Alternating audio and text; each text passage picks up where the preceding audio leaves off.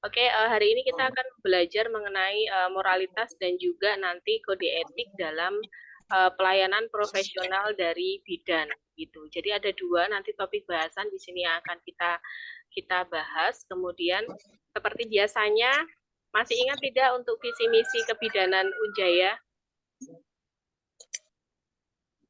Menghasilkan apa?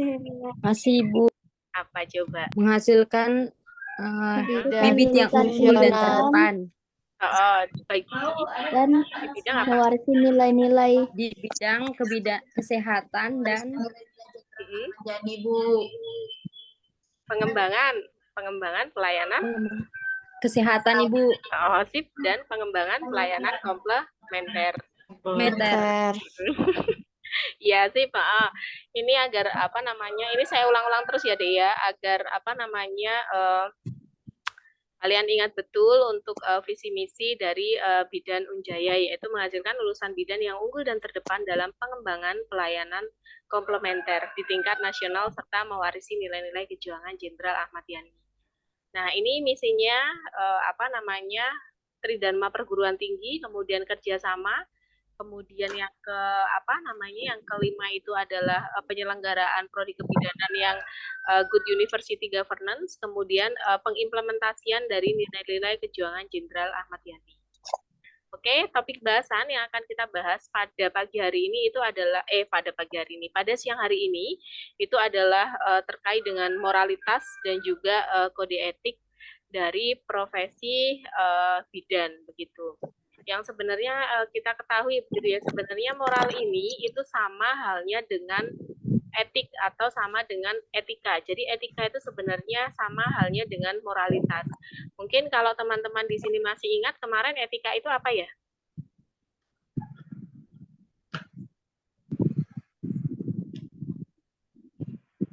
Ada yang masih ingat? Etika itu yang menampilkan perilaku manusia. Oke, yang menampilkan benar sekali, yang menampilkan perilaku manusia apa? Baik dan juga buruk Ibu. buruk. Oke, sih masih ingat ya. Ini nanti yang akan kita bahas di topik bahasannya. Kemudian, nah ini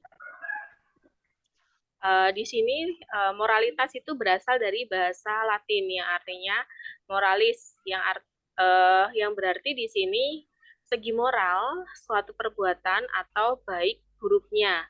Kemudian sifat moral atau keseluruhan asas dan nilai yang berkenaan dengan baik buruk. Jadi memang moralitas ini sama halnya dengan etika atau artinya sama.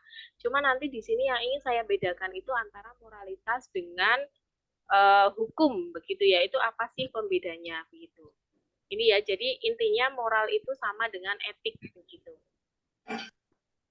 Nah, moralitas etik dalam kebidanan di sini adalah nilai-nilai atau norma yang menjadi pegangan bagi seseorang atau suatu kelompok dalam mengatur tingkah laku. Moral juga berarti mengenai apa yang dianggap baik atau buruk di masyarakat dalam suatu kurun waktu tertentu sesuai dengan perkembangan atau perubahan norma dan juga nilai begitu. Sehingga memang seperti yang sudah disampaikan tadi bahwasanya moralitas itu moral itu sama dengan etika, yaitu pegangan atau pegangan atau keyakinan yang menggambarkan atau oh ini baik, oh ini buruk, itu adalah moral etik. Nah, kemudian di sini ada moralitas itu merupakan suatu gambaran manusia menyeluruh atau moralitas hanya terdapat pada manusia serta tidak terdapat pada makhluk lain selain manusia. Moralitas pada dasarnya sama dengan moral. Kemudian moralitas itu adalah suatu perbuatan yang artinya segi moral, suatu perbuatan baik atau buruk. Ini sama juga halnya dengan pengertian dari etika kemarin. Hanya saja memang nanti ada beberapa itu yang menjadi pembeda sedikit, cuman itu sebenarnya sama saja begitu. Jadi kalau etik itu nanti dia sudah berupa Kemarin itu kalau kita tahu itu dia sudah merupakan knowledge atau dia sudah merupakan teori yang diadop yang akhirnya menjadi kode etik. Nah, moral ini sebenarnya dasar dari etika begitu. Jadi moral dulu kemudian etika begitu. Dan nanti di sini pun kita juga akan membedakan nih antara etik dengan etis begitu. Nah, ini tadi yang saya bicarakan bahwa apa sih pembedanya begitu ya antara hukum dan juga moral begitu. Nah, hukum ini dia itu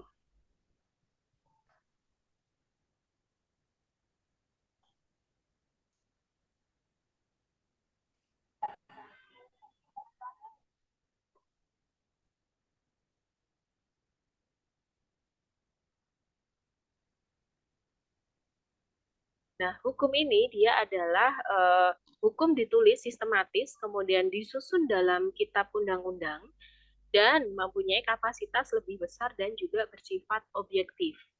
Itu hukum. Nah, pembedanya di sini, kalau moral itu dia sifatnya adalah subjektif, tidak tertulis dan mempunyai ketidakpastian itu lebih besar.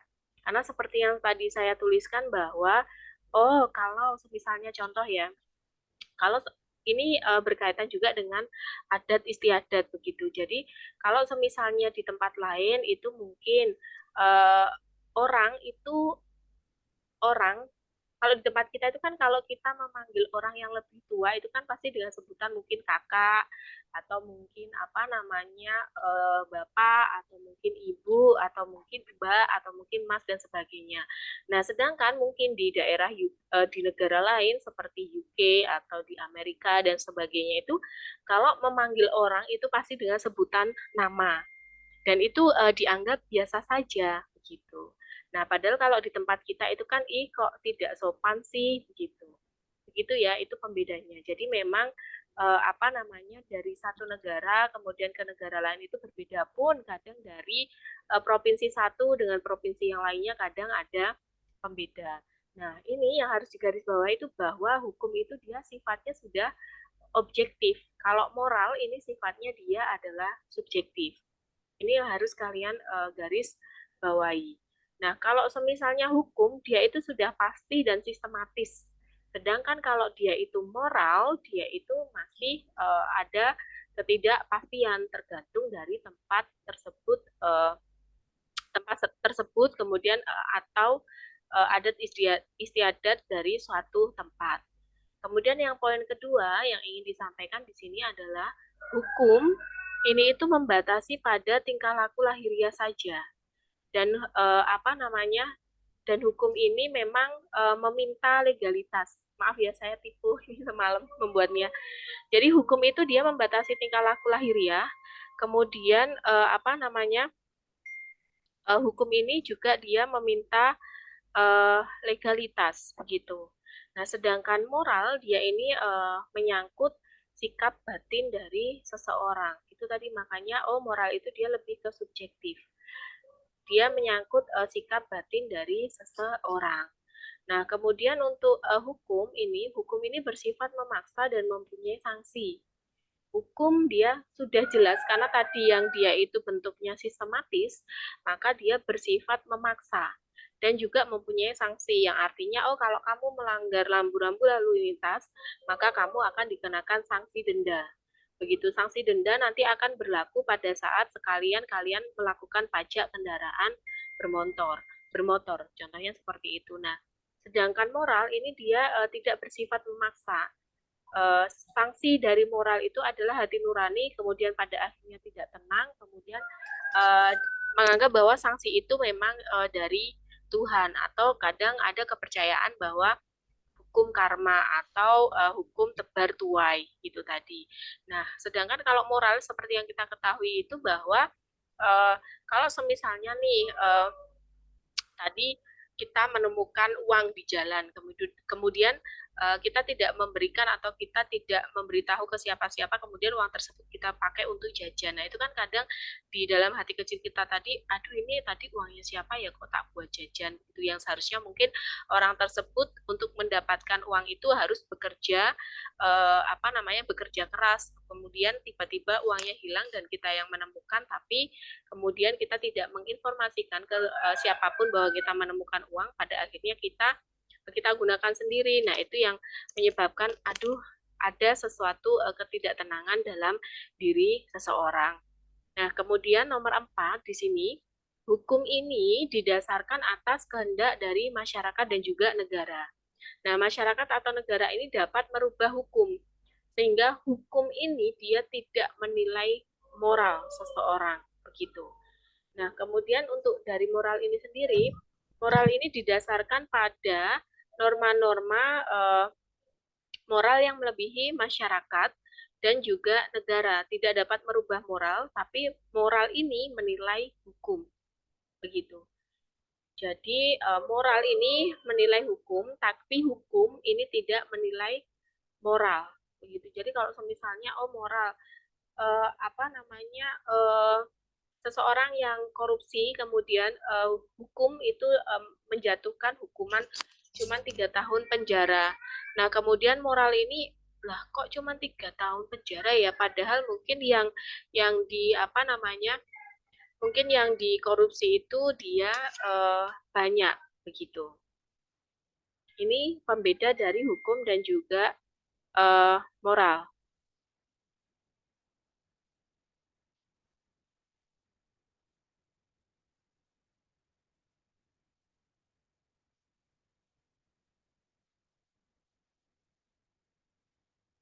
Oh, sebentar, ini ada yang WA saya.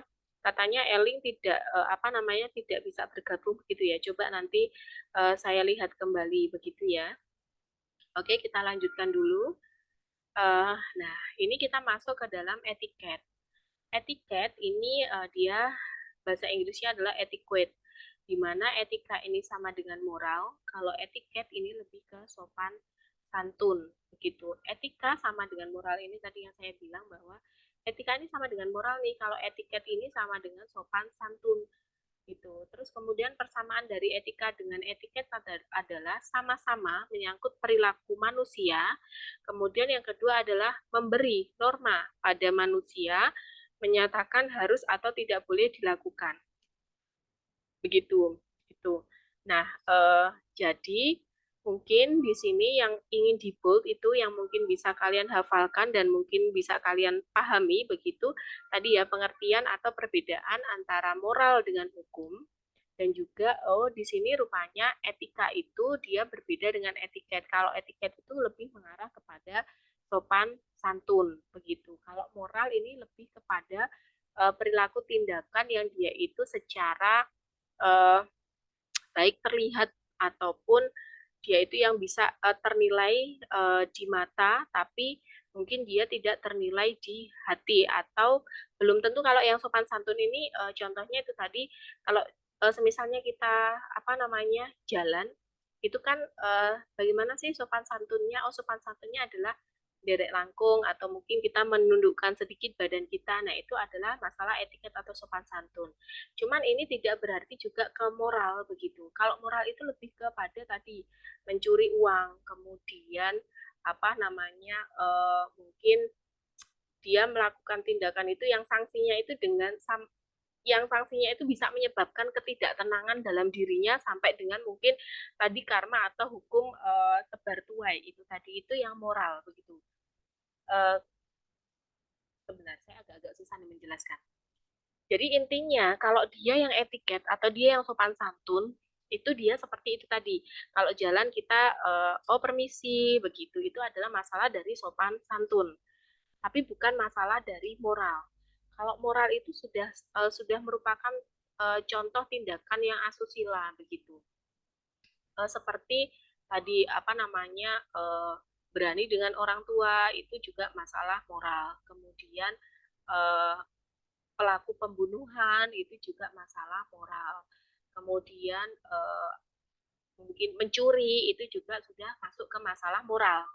yang itu sudah di luar dari sopan santun. Kalau sopan santun ini dia masih lebih ke erat hubungannya dengan uh, lebih ke uh, ruang lingkupnya itu bukan sampai dengan ke sanksi apa ya, ketidaktenangan begitu. Jadi kalau misalnya sopan santun, kadang kalau ada seseorang itu dia yang apa namanya introvert, itu dia kadang lewat pun juga dia diem saja begitu karena memang dia malu begitu.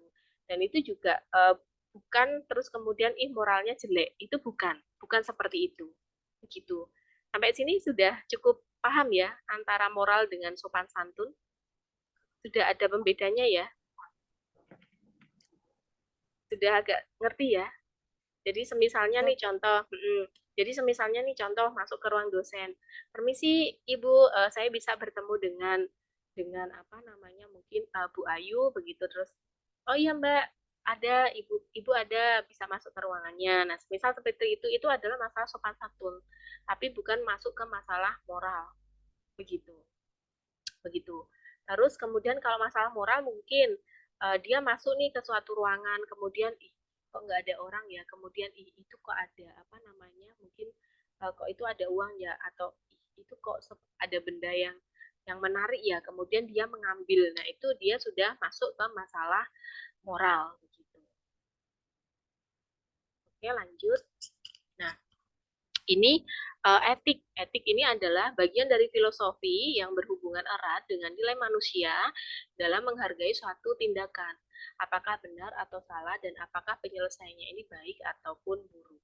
Nah, moral di sini merupakan pengetahuan atau keyakinan tentang adanya hal yang baik dan buruk serta dia itu mempengaruhi sikap dari seseorang.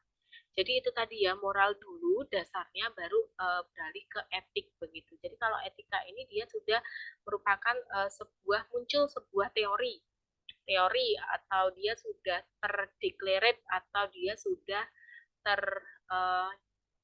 etik, karena kan etik itu kan pada akhirnya nanti setiap profesi itu dia sampai dengan memiliki kode etik itu tadi. Karena etik ini dia adalah sebuah teori yang nantinya bisa dipakai untuk pegangan seseorang dalam melakukan tindakan begitu, tindakan profesional. Nah itu. Nah, moral ini sebenarnya masuk bagian dari etik begitu ya. Ini jadi memang sebenarnya dasarnya itu adalah moral dulu. Nah, kemudian kesadaran etik di sini kesadaran tentang baik dan buruk, kemudian berkembang pada diri seseorang seiring dengan pengaruh lingkungan pendidikan, sosial budaya dan juga agama.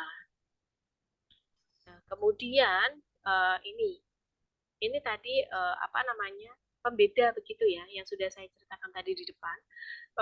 Pembeda kalau etiket sopan santun ini menyangkut suatu perbuatan yang harus dilakukan. Hanya berlaku di pergaulan, kemudian bersifat relatif, kemudian memandang manusia dari segi lahiriah. Ini adalah sopan santun, begitu. Ini bagian ini. Jadi kalau semisalnya besok ada soal itu tadi ya, semisal apa namanya ketika lewat di depan orang kemudian kita mengatakan permisi, dia masuk ke dalam apa begitu. Nah, itu apa namanya? Oh, berarti dia masuk dalam tatanan sopan santun begitu. Terus kemudian kalau yang etika atau moral ini dia tidak terbatas pada cara memberi nilai pada suatu perbuatan, kemudian selalu berlaku dan bersifat absolut begitu. Kemudian memandang dari segi batiniah itu ya di sini jadi kita sudah ada 2 poin nih, poin yang membedakan moral dengan hukum. Sekarang poin yang membedakan antara sopan santun dengan moral itu ya, itu nanti yang mungkin akan kita keluarkan pada saat ujian. Jadi silakan bisa di apa namanya dipedomani atau bisa dicatat dan juga dipahami. Oke, lanjut. Nah, ini kode etik. Kode etik ini dia merupakan norma-norma yang harus diindahkan oleh setiap profesi dalam melaksanakan tugas profesinya. Nah, profesi ini adalah orang-orang yang memiliki cita-cita bersama. Contohnya tadi, oh profesi bidan, oh berarti bidan. Bidan itu tujuannya apa sih? Oh dia ingin mensejahterakan perempuan. Itu contohnya. Kemudian mungkin uh, profesi apa sih? Oh profesi mungkin polisi begitu, atau mungkin tentara ataupun TNI, oh dia orang-orang yang memiliki cita-cita menjaga kedaulatan suatu bangsa. Nah, itu contoh. Kemudian pekerjaan profesi di sini adalah pendidikan sesuai standar nasional, mengutamakan panggilan kemanusiaan, berlandaskan etik profesi dan mengikat seumur hidup, legal melalui perizinan, kemudian belajar sepanjang hayat, dan anggota bergabung dalam suatu organisasi profesi. Jadi seperti kalian nih besok, kalau misalnya sudah lulus nih dari kebidanan, kemudian melanjutkan ke profesi, nanti kalian akan ada uji UKOM nasional. Nah, kemudian kalian dinyatakan bahwa oh ini sudah menjadi bidan kompeten. Kemudian dari bidan kompeten itu nanti sudah akan keluar STR atau surat tanda registrasi yang nanti pada akhirnya melekat seumur hidup.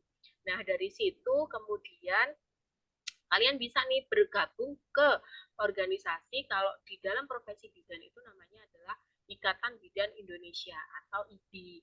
Nah, nanti biasanya dari IBI itu ada ADART, kemudian ada peraturan-peraturan yang mengatur dari keanggotaan profesi tersebut.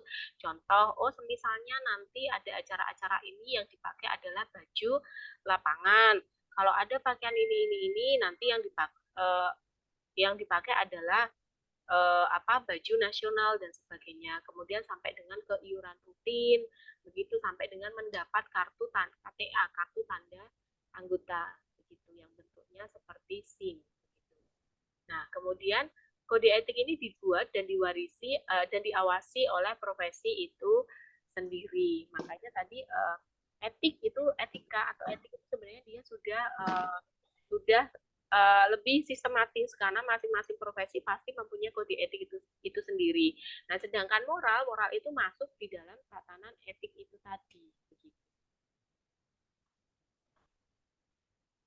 Nah, prinsip dari kode etik ini menghargai otonomi, yang artinya seseorang itu menghargai keputusan orang lain. Jadi contohnya kemarin itu sudah saya informasikan bahwa kalau kita memberitahukan kepada pasien itu kita bisa memberikan tentang keuntungan dan juga kerugian dari tindakan yang akan kita lakukan, yang pada akhirnya pasien tersebut setuju tidak dengan tindakan yang akan kita lakukan begitu. Kalau misalnya memang pasien itu setuju, ya oke. Kalau misalnya tidak setuju, mungkin ada konsekuensi-konsekuensi lain yang akan diambil atau yang akan diperoleh baik dari provider maupun dari pasien atau dari resepien begitu. Itu adalah menghargai otonomi, yang artinya si pasien itu dia berhak untuk menentukan pilihannya sendiri. Begitu, itu adalah yang namanya menghargai otonomi. Atau seorang bidan itu dia sudah bidan profesi, yang dimana dia sudah menjadi leader terhadap dirinya sendiri dan leader terhadap pengambilan keputusan dalam melakukan pertolongan persalinan. Nah, itu adalah contoh menghargai otonomi. Kemudian prinsip dari kode etik itu dia juga untuk mencegah tindakan yang dapat merugikan begitu. Jadi baik merugikan provider itu sendiri, bidan itu sendiri, atau merugikan dari pasien begitu.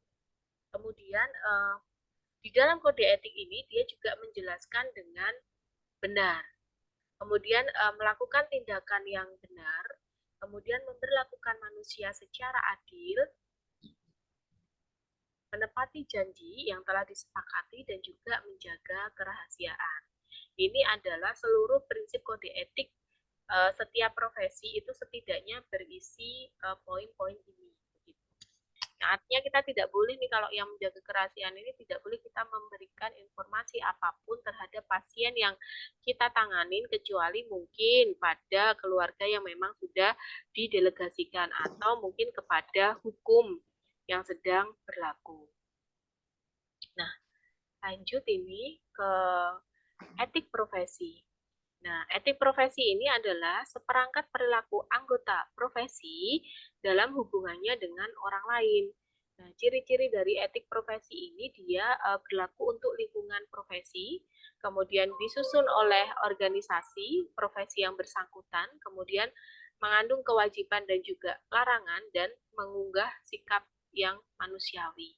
Begitu. Jadi memang salah satu dari yang kita gaungkan itu di dalam Mars IB atau di dalam himne IB itu di situ ada poin-poin semua hanya ikhlas adanya begitu. Nah, itu ada liriknya yang seperti itu, kemudian uh, tidak membeda-bedakan kasta.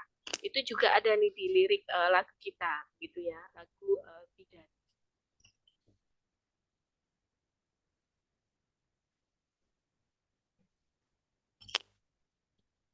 Oke, lanjut. Nah, uh, mohon maaf ya Dek ya, ini saya tadi izin pulang dulu ke rumah karena dua anak saya sakit begitu, sehingga saya harus pulang dan mengurusi dulu begitu, sehingga ini kita dari rumah. Semoga tidak mengurangi sinyal begitu ya, karena biasanya kalau di kampus itu sinyalnya oke, mungkin kalau di rumah itu agak sedikit naik turun. Oke, ini 5 prinsip utama. Yang pertama yang harus kita perhatikan begitu ya, uh, yaitu non malefisiens, artinya tidak merugikan, artinya tidak menimbulkan bahaya ataupun cedera fisik dan juga psikologis pada pasien. Ini adalah prinsip dari non malefisiens. Kemudian contoh prinsip dari beneficence itu adalah hanya melakukan sesuatu yang baik. Nakes menghargai otonomi dari pasien, kemudian tindakan ini sesuai dengan kemampuan dan juga keahliannya. Kemudian bersifat confidentiality, yang artinya kerahasiaan, dan bersikap justice atau keadilan, serta fidelity atau ketaatan dan juga kesetiaan terhadap suatu organisasi dan juga profesi. Jadi ini 5 prinsip utama yang memang harus kalian pahami dan kalian ketahui itu. Jadi coba saya ulang lagi, non malefisien itu artinya dia tidak merugikan pasien maupun diri sendiri. Kemudian beneficien ini sesuai dengan kaidah yang baik begitu, yang artinya beneficien ini dia menghargai otonomi dari pasien, kemudian melakukan tindakan itu sesuai dengan kemampuan dan juga keahliannya, sehingga tidak mengurangi resikonya terjadi malpraktek kalau kita mengerjakan suatu tindakan itu sesuai dengan kompetensi kita. Kemudian bersifat confidentiality, yang artinya kerahasiaan, yang artinya kita tidak boleh memberikan atau menginformasikan apapun yang ada di rekam medis pasien kecuali pada hukum yang berlaku atau pada keluarga yang memang sudah dilakukan delegasi gitu. Nah, kemudian kita sebagai profesi ini juga bersifat justice atau berkeadilan, tidak membeda-bedakan dan sampai akhirnya ke fidelity atau ketaatan dan juga kesetiaan terhadap sebuah aturan gitu. Oke. Ini ya prinsip etik dalam pelayanan kebidanan. Lanjut. Nah, di sini juga ada aliran dalam etika begitu, yang dimana di sini ada naturalisme itu yang menjadi ukuran baik dan buruk perbuatan manusia. Menurut aliran ini adalah perbuatan yang sesuai dengan fitrah atau naluri manusia itu sendiri, yang menganggap bahwa kebahagiaan ini menjadi tujuan bagi setiap manusia, akal menjadi pedoman hidup. Kemudian itu naturalisme ya, artinya dia ada sedikit bahwa contoh seperti ini deh, saya menjadi seorang bidan begitu. Yang pertama yang kita pikirkan itu kalau sebagai naluri, karena saya ingin mendapatkan suatu pekerjaan yang tetap begitu. Itu kemudian jadi ada sedikit prinsip naluri bahwa saya ingin menjadi seorang bidan. Oh iya, karena saya juga ingin mendapatkan mata pencaharian begitu. Oh iya, dengan saya ingin mendapatkan mata pencaharian, oh iya, dengan saya ingin mendapatkan income, sehingga saya harus memperlakukan pasien itu sebaik mungkin, sehingga nanti kualitas dari pelayanan saya itu akan tersebar luas dan akhirnya si pasien tersebut nanti akan menceritakan ke pasien yang lain yang pada akhirnya nanti akan menarik lagi pasien-pasien yang baru untuk datang ke klinik kita begitu. Itu adalah aliran dari naturalisme. Kemudian hedonisme. Hedonisme ini adalah aliran yang menjadi baiknya suatu perbuatan menimbulkan hedon atau kenikmatan gitu. Nah, kenikmatan ini merupakan tujuan hidup yang dipandang sebagai keutamaan atau perbuatan yang mulia sehingga tidak menimbulkan suatu penderitaan. Nah, ini contoh-contoh dari aliran dalam etika. Atau kalau tidak, kadang kita memperlakukan diri kita sendiri itu, saya sudah bekerja sangat keras sekali, maka sekarang saya waktunya untuk membahagiakan diri sendiri dengan mungkin tidur, begitu tidur dengan nyenyak. Nah, itu contohnya. Atau di sini yang ketiga, aliran dalam etika itu adalah utilitarisme atau kegunaan. Jadi, kegunaan atau utility dari perbuatan yang tujuannya yaitu mencari kesempurnaan hidup, baik dari segi quality ataupun quantity untuk kebahagiaan orang banyak. Jadi, utilitarisme ini dia lebih mengedepankan kebahagiaan orang banyak yang nanti pada akhirnya akan menimbulkan suatu kedamaian begitu. Itu yang utilitarisme. Kalau yang naturalisme ini tadi masih memikirkan oh ini diri saya sendiri loh, ini saya loh begitu. Itu yang naturalisme. Nah, kemudian kalau yang idealisme ini adalah wujud yang paling dalam dari kenyataan atau hakikat adalah kerohanian atau prinsipnya bukan karena anjuran tapi atas dasar kemauan atau rasa kewajiban. Jadi kalau misalnya sudah masuk ke idealisme itu biasanya dia masuk pada prinsip-prinsip seseorang tersebut, entah itu idealisme itu nanti berdasarkan agama, kemudian oh idealisme saya ini ya berdasarkan kode etik, idealisme ini, saya atau prinsip saya ini sudah berdasarkan aturan. Nah, kemudian untuk vitalisme di sini berpendirian bahwa yang menjadi baik buruknya perbuatan manusia ini harus diukur ada tidaknya daya hidup atau vitalitas yang maksimal mengendalikan perbuatan itu.